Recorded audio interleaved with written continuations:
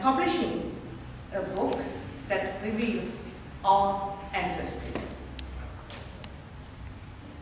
Amma from Rambaikulam, Vavuniya, married my papa from Midisville on 16th June 1945. In their lifetime together in Sri Lanka, they lived in many places such as Nochikulam, Midisville, Chavacheri, Vratathingu, Klinochi, and Jaffna. During those times, while Amma was having her babies and raising her 7 children, she was also instrumental in building 2 houses for us, one in Vavuniya and the other in Jaffna. These 2 houses were in addition to her house, Regina's, in Rambaikulam, Vavuniya. My father was a school headmaster, and my mother had been his beautiful wife.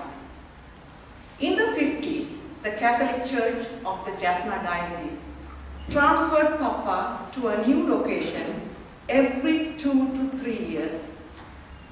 Amma packed everything nicely and followed Papa with young children without any resentment.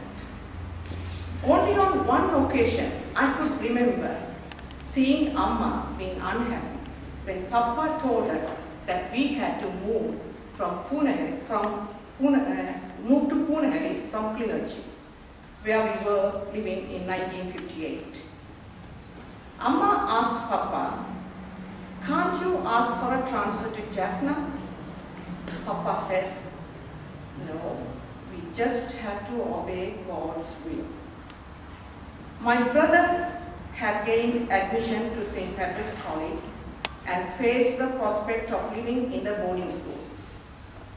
Amma wanted me to study at Jaffna Holy Family Convent English School. She believed that moving to Jaffna could solve many problems. My mother's response was to pray. I saw Amma sitting in front of the picture of Our Lady with tears in her eyes, praying. I never saw my mother arguing or fighting with my father. Amma was a very determined person who won her arguments through prayers. 2 weeks later, Papa received a letter from Father Philip Ponnaya, who was in charge of the Catholic Schools administration.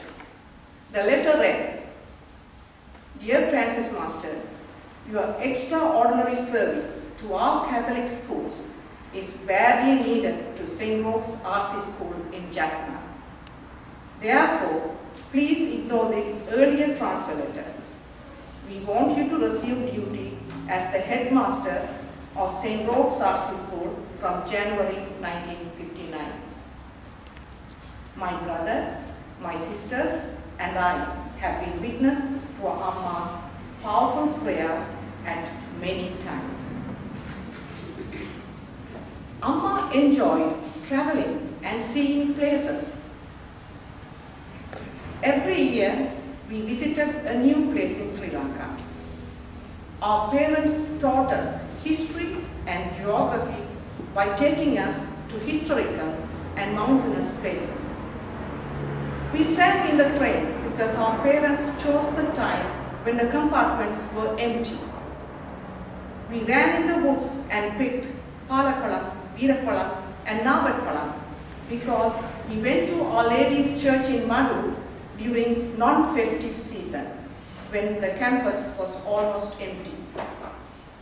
We jumped skipping ropes, we danced, and we raced during our trips.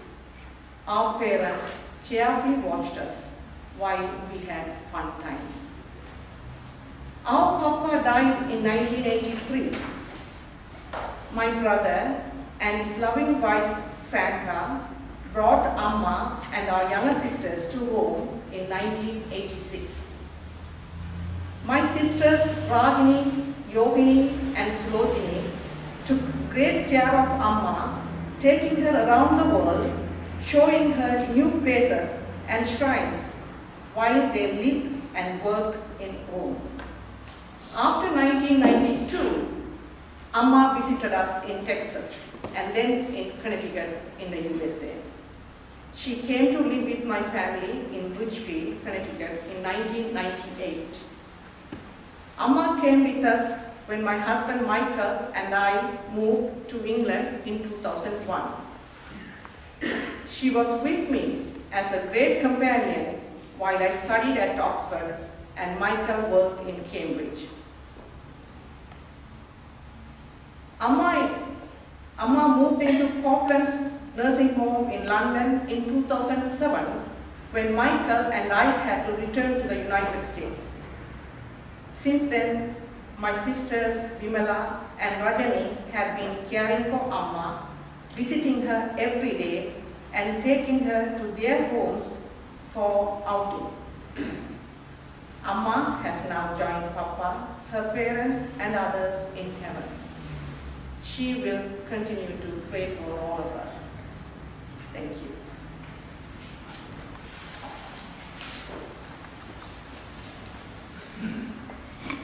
My name is Yalini Tambinayakan. I feel proud, honored, and blessed to be Mary Regina Alahama Vandercombe Francis's first grandchild, and the Amamada Mutta Perverde.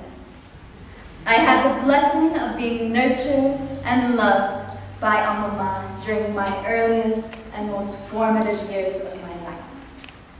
She taught me at a young age that even though I was being raised in the West, that Sri Lanka, Yalpanam, Vanya, and Middlesbrough will always be my home. She truly lived up to the name Francis. She was a channel for peace and love, maintaining generosity through forgiveness, even during the most difficult times. She remained generous and kind to the world, even though at a young age she lost her mother and brother, and then afterwards her father. Even after she lost her husband, our beloved Papa, even after she watched her beautiful homeland torn apart by war, Amama was kind, giving, and welcoming to everyone she encountered. Even when Amama's memory faded, she never forgot how to give blessings, greeting every and any person with a cross. On behalf of our family, I'd like to echo the thanks that Mama already said. I would like to thank Copeland Nursing Home for their invaluable support in helping us care for Amama in her latest years. I'd like to thank Carol Mama and Shanti Auntie for flying all the way from Canada, and a special thanks to Raji Mami and her children who flew from France, despite them being in the midst of mourning their own Amma and Amama's sister-in-law, Muttamami. Thank you to Father S.J. Emmanuel for flying from Germany to co-celebrate this Mass, and also to our celebrants, Father Devarajan Tiruchelvan and Father Lloyd Shantakumar, and our main celebrant, Father Patrick McLaughlin, for leading us through this very special Mass. Most of all, we thank you, each and every one of you who made the time and effort to come here and honor, celebrate, respect our blessed Amma, Amama, and great-grandamama. Please hold on to your Mass booklets as they have hymns for the burial, and directions to the burial ground can be picked up as you exit the church. And I believe we're going to have the opportunity to... Oh, okay. So yes, so we're going to be, for those who haven't had the opportunity to give last respects, we will open the coffin. Oh, yes. Oh, sorry, I'll let you. So I'm going to pass it off to the priest because I'm actually not clear. Thank you very much. Yes. Thank you. Many of you have had the opportunity at the funeral directors to say your last goodbyes to Mary Francis. So this here is an opportunity for those who didn't have that to say goodbye to their mom. So for those who weren't able to get to the funeral director to say your last goodbyes, you have an opportunity to do that.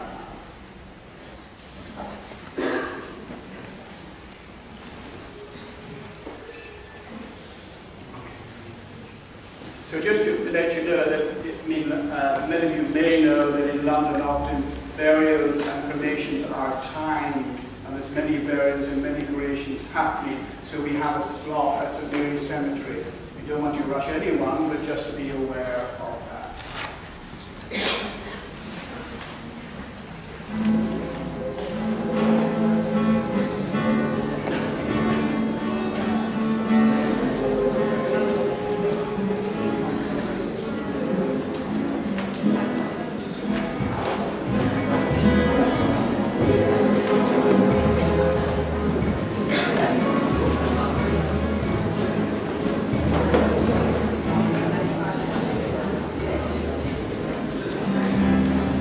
I'd like to go down both sides. Go down both sides.